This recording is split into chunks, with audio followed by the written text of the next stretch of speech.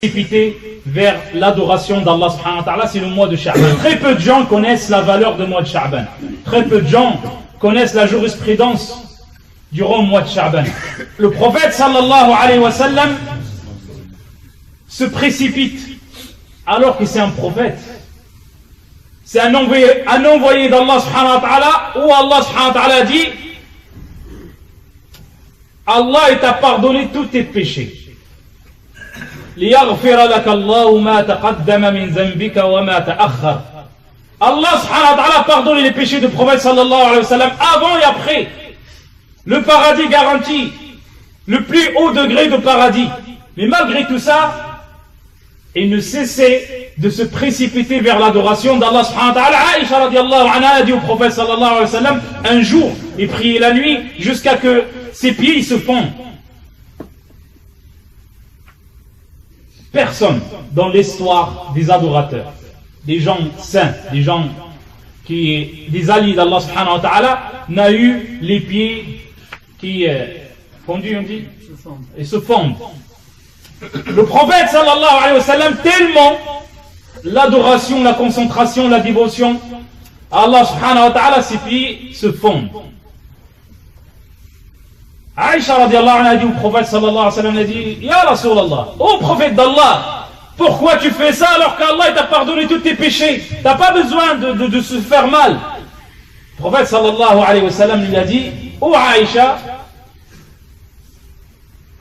Afala uhibbu an akuna abdan shakura? Est-ce que j'aimerais être un serviteur qui remercie Allah subhanahu wa ta'ala? Certes, Allah il m'a pardonné, certes, Allah il m'a promis le paradis, c'est très peu ce que je fais pour le remercier. Dans le sens. Le prophète sallallahu alayhi wa sallam, durant ce mois Sha'ban, le prophète sallallahu alayhi wa sallam, il jeûnait presque tout le mois, dans une autre version, tout le mois de Sha'ban, comme le mois du Ramadan. Pourquoi?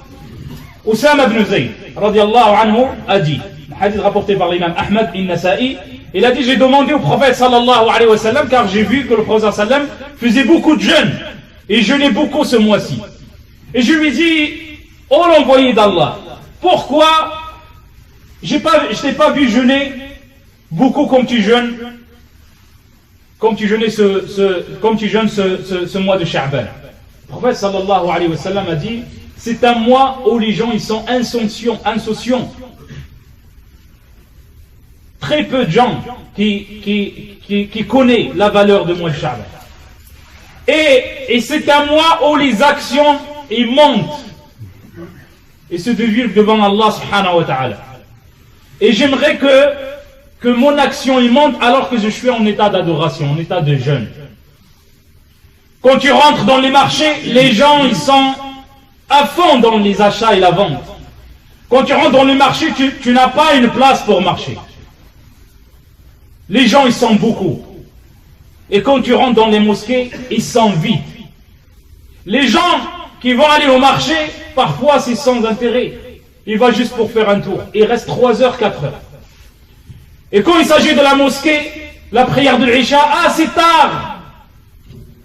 Je ne vais pas me réveiller tôt.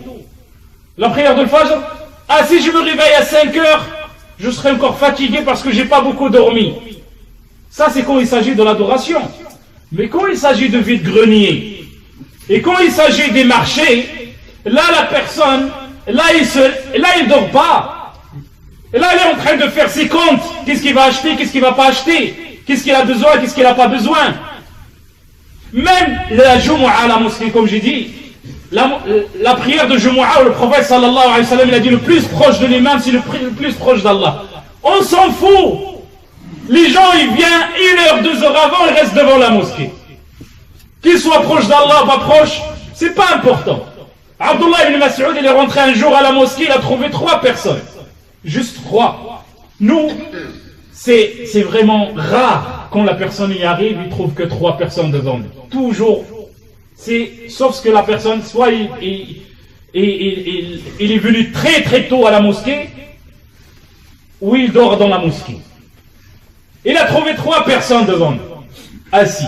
Et quand il est rentré, il croyait qu'il est rentré le premier. Et quand il a vu les 3 personnes devant, et là, il a eu le regret. et il s'est fâché contre soi-même, contre lui-même.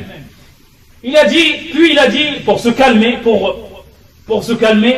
il a dit, bon, 1, 2, 3, le 4e, il ne sera pas encore plus loin d'Allah subhanahu wa ta'ala.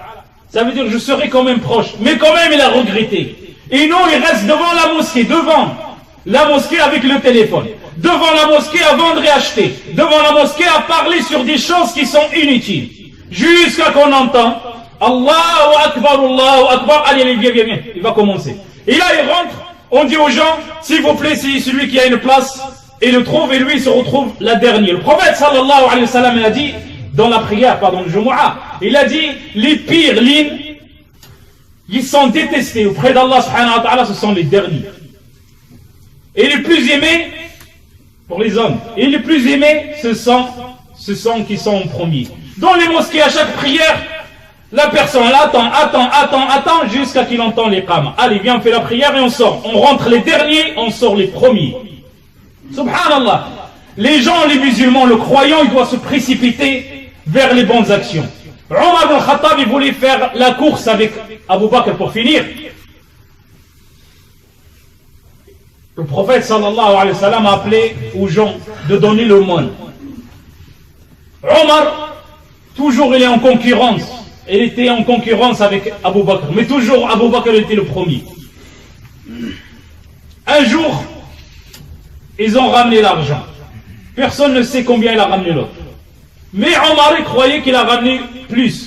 Il a ramené la moitié de sa fortune. Nous, quand tu demandes une aide, il sort 1 euro avec des remarques. Celui qui n'a pas, il n'a pas. Mais la concurrence avec le bas monde, une pizza, pour lui, c'est rien. Pourtant, il a à manger. Des sandwichs, c'est pas grave. J'ai l'habitude. Mais quand il s'agit de donner pour Allah subhanahu wa ta'ala, j'ai pas d'argent. Lui, il a de l'argent, mais il a pour autre chose. Donc, Omar, il a ramené la moitié de sa fortune. Abu Bakr, il a ramené de l'argent. Omar, il était fier. Le prophète lui a demandé, lui a dit, combien tu as laissé pour ta famille? C'est pas combien tu as amené. Le prophète sallallahu alayhi wa sallam, il se souciait pour sa famille. Il lui a dit, j'ai laissé la moitié. Il a dit à Abu Bakr, et toi, combien tu as laissé? Il a dit, j'ai laissé Allah et son prophète. J'ai tout amené. Les gens, ils se précipitaient. Hassan, il a dit, celui qui se précipite avec toi pour le dollar, fais la course avec lui. Et celui qui fait la course avec toi pour le bas monde, laisse-le arriver le premier. Abdullah ibn Wahab, un des tabi'in, il a dit, si tu peux être le premier à arriver chez Allah subhanahu wa ta'ala, fais-le. Pour finir.